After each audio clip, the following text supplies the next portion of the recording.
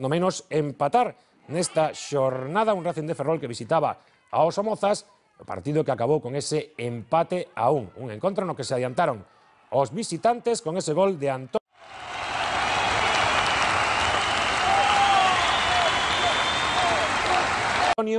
no minuto 27.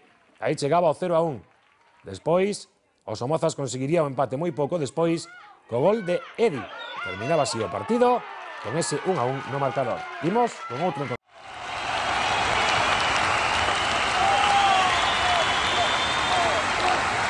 Da xornada, triunfo do Dorneda ante o Estradense. Pois sí, señor, meritoria campaña do Dorneda. Si esta clasificación, Ourense líder 64 puntos, 3 de vantaxe sobre Alondras, terceiro da Cerceda, cuarto Pontevedra. Teñen opcións o Racing Vilalbés e algo máis lonxe o Deportivo B, pero a 5 puntos do equipo Pontevedrés. Por abaixo, As Pontes e Lalín 30, Areas 28, Betanzos 26, Sanxenxo 23 puntos.